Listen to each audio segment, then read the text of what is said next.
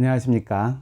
명품 변호사 TV의 조용주 변호사입니다. 오늘도 상속증여에 대한 얘기를 하겠습니다. 최근 국민권익위원회에서 자녀가 부모한테 돈을 빌려서 부동산을 샀거든요. 그 다음에 돈을 갚았어요. 그럼에도 불구하고 그 돈을 빌려준 것을 증여한 거로 봐서 증여세 6천만 원을 부과한, 3억을 빌렸는데 증여세 6천만 원을 부과한 것이 부당하다. 그래서 이 세무서한테 과세 취소해라 라고 한 국민권익위 의견이 나왔어요. 자, 이런 것들이 왜 나오냐면, 자, 요새 그 집값이 비싸지고, 뭐 집값이든 전셋값이든 부모의 도움 없이 그 젊은 사람들이 하는 게 힘들잖아요. 그래서 부모들이 돈을 증여를 하게 되면 그거에 대해서 증여세를 내야 되겠지만, 이제 돈이 이제 대출 받기가 힘드니까 부모한테서 일단 돈을 빌렸다가 나중에 갚게 되는 경우도 있거든요. 근데 과세관청은 이렇게 특수관계자, 특히 직계존속이 직계비속한테 이렇게 돈을 주면, 그러니까 빌려줄 수도 있는 거거든요. 근데 이거를 그냥 무조건 증여로만 보는 이제 그런 경향이 있어요. 그래서 이번 국민권익위에서는 아니, 사실관계를 따져서 정말 돈이 오가고 이자도 지급했고 그러면 이거를 증여로 보면 안 되지, 이거를 증여로 보고 증여세를 과세한 것은 부당하다, 이런 결론을 내렸어요. 사실은 당연한 거지만, 왜냐면은 뭐 일단은 이제 받는 사람 자체가 돈을 아예 갚을 능력이 없는 사람들이 있잖아요. 미성년자나 학생이거나 일정한 직업이 없는 사람이라면 뭐 이거를 갚는 형식을 취하더라도 그거는 증여로 볼 수도 있다고 생각하지만, 그 사람이 뭐 소득도 있고 그 빚을 상환할 만한 어떤 신용이 있는 사람이라고 한다면, 이런 경우에 뭐 돈을 빌려주고 이자를 내고 갚았다면 그거를 증여세를 부과하는 것은 사실은 너무 과하다고 볼 수가 있는 것이겠죠. 예. 그래서 이제 국민권익위가 뭐라고 얘기했냐면, 일단은 이제 3억이 필요해 가지고 이제 수표를 받았어요, 부모로부터. 그래서 그 돈을 직접 이제 매도인한테 돈을 줬고, 그 다음에 그걸 담보 대출해서 이제 아버지한테 갚았는데, 이게 이제 돈이 딱딱 떨어진 것 같지 않아요. 그러니까 3억을 받았는데 2억 7천만 일단은 갚은 거로 되어 있어요.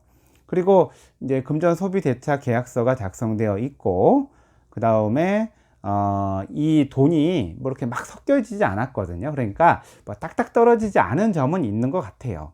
하지만 일단은 3억이 빌려줬고 2억 7천 갚았고, 그 다음에 이게 이제 돈이 구분이 되어 있는 상태라면 이때는 뭐 빌려준 거로 봐야 된다 해서 증여세를 취소하도록 한 거였죠. 자, 그래서 우리가 알아야 될 것은 뭐냐면, 부모와 자식 간의 이런 동거래에 대해서 과세관청은 항상 색안경을 끼고 보거든요.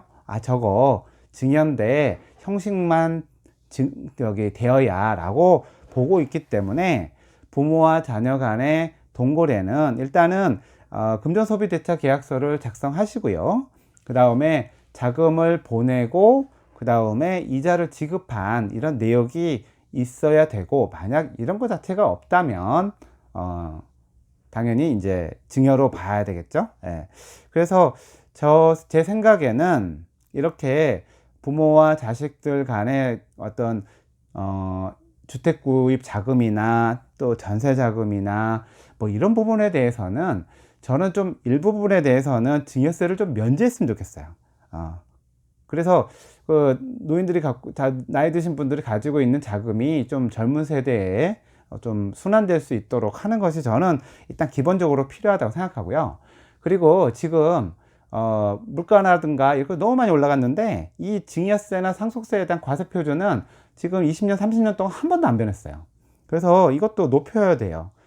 그러다 보니까 지금 또 그 세금이 많다 보니까 사람들이 꼼수를 피우려고 하는 게 늘어나지 않겠어요? 근데 저는 그런 거를 하기 전에 좀 과표를 높이고, 그 다음에 자식들이 집을 사거나 전세자금 하는데 돈 주는 거에 대해서는 조금 증여세에 대해서 혜택을 줘야 되는 거 아닌가라는 생각이 들어요. 왜냐면 결국 이 집값을 올린 거는 이 젊은 세대들이 올린 게 아니잖아요. 이렇게 나이 든 사람, 아니면 정부의 실수로 올린 것이기 때문에 그 사람들이 자기가 집이 있어야 결혼도 하고 뭐도 할 텐데 이걸 오로지 그냥 모두 세금으로 매기고 더 세금을 가져오려고 하는데, 이거를 누가 돈을 많이 갖고 있다 없다를 떠나서 이 어떠한 자본이나 이런 흐름들이 윗세대에서 아랫세대로 좀 자연스럽게 흐를 수 있도록 하는 것이 옳다고 생각하기 때문에, 이렇게 무조건 과세관청이 과세하는 거는 저는 잘못됐다고 생각해요. 그래서 국민들이 이렇게 하는 것들에 대한 이유를 정부가 분석하고 세율도 현실화해서 어느 정도는 증여와 이런 것들이 자연스럽게 될 수 있도록 하는 것이 바람직한 것이 아닌가라는 생각을 합니다. 오늘 국민권익위원회에서 좋은 의견이 나왔기 때문에 요거를 설명하는 설명을 했습니다. 이상 마치도록 하겠습니다. 감사합니다.